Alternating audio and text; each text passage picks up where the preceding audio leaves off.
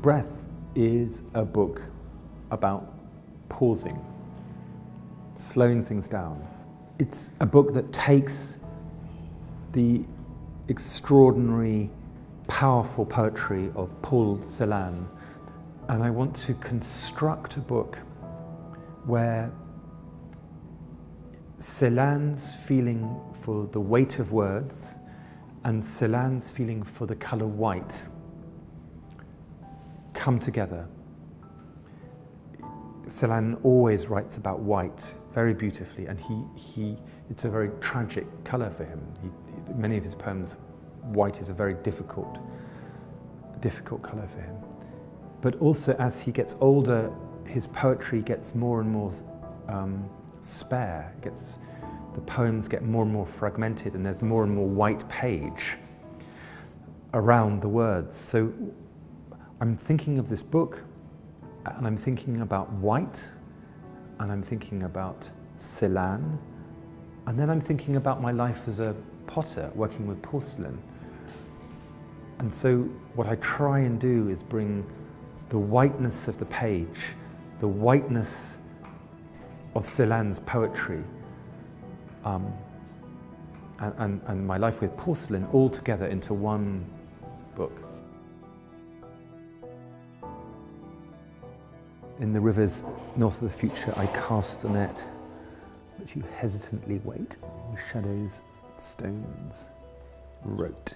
There are two beautiful materials in the world that travel the world, and they're paper and porcelain. And they both begin in China and Japan, and then they come along the Silk Road and they're reinvented. So when I was choosing the paper, I thought, how beautiful would it be to use paper from the Far East, paper from Germany, and paper from the UK. Just by turning that page, you've got that story of, east to west. This is a book about how books live. Books are always a return to other books. They use texts that have been used before and language that's been used before, but they also use materials that have been used before. And so I bought these incredibly beautiful fragments, and then they've been reused within this whole binding. So in fact, that is a 13th or 14th century bit of illuminated manuscript. You don't need to know it's there, but it's there. I'm reusing these objects to make a new book, which were already being reused. So it's a beautiful idea.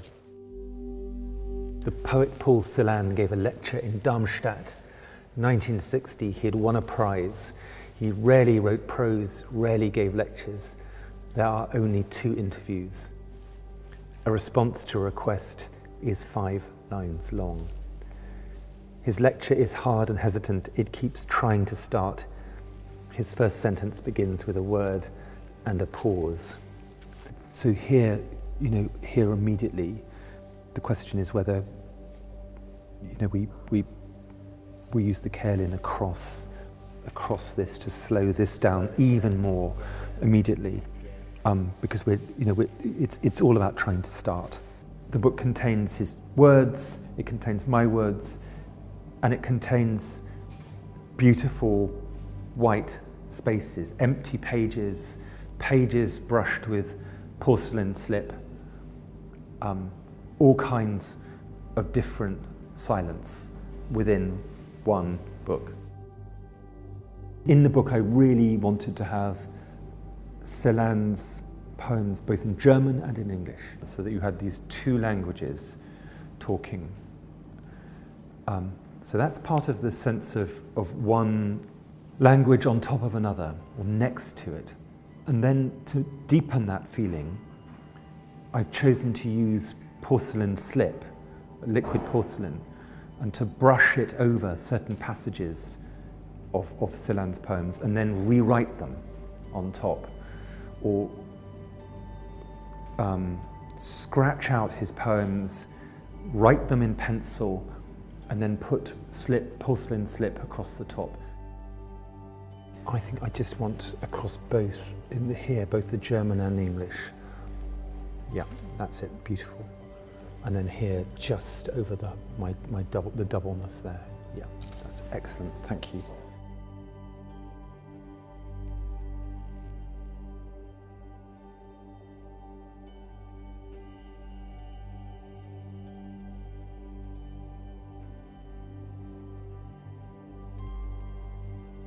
I would love some gold here.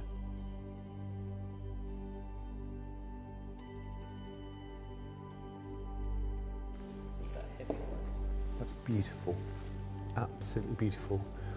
So that gives the aura to the words. The hourglass deep in peony shadow buried, when thinking comes down the Pentecost lane. Finally it inherits the empire where you mired death the wind. It's beautiful, isn't it? It's really beautiful. Perfect. Empty Yeah, space, yeah. which is like you said, Yeah. So what I'm doing in all that is layering. I'm layering one language on top of another, one translation on top of another, one material on top of the language and revealing it again. So what I'm doing is actually making a palimpsest. Why am I doing that? I'm doing that because that's what poetry does.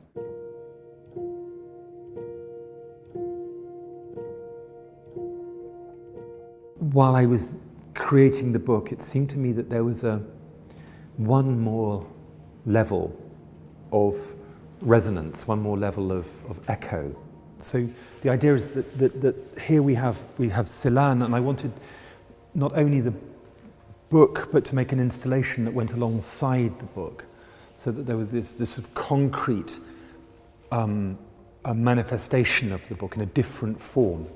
Creating this poem again in porcelain. Here it is. You can actually feel the words. These are the words inscribed into porcelain. They sit on the shelf and overlap each other.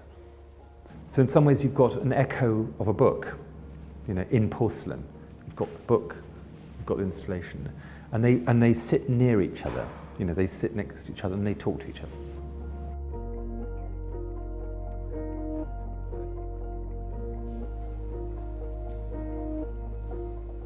Every page is beautiful. Every page is beautiful. And every page is different. Yeah, yeah.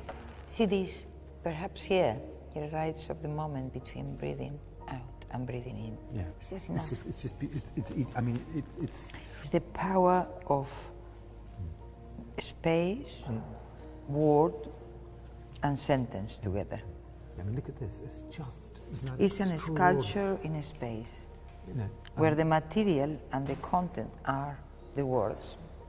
And you create an sculpture. Yeah. This is an sculpture itself. It's beautiful. That I imagine Celan when he was writing his poems and his thoughts, write and rewrite. Like you are doing here. Yeah. Lightness and then heaviness and then space, and you pause, and then you have another poem. So it really, really genuinely works. You see you breathe out and you breathe in, and then here you are again.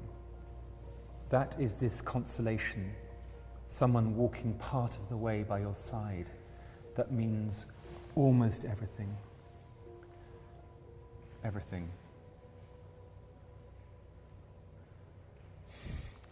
And this is Celan again.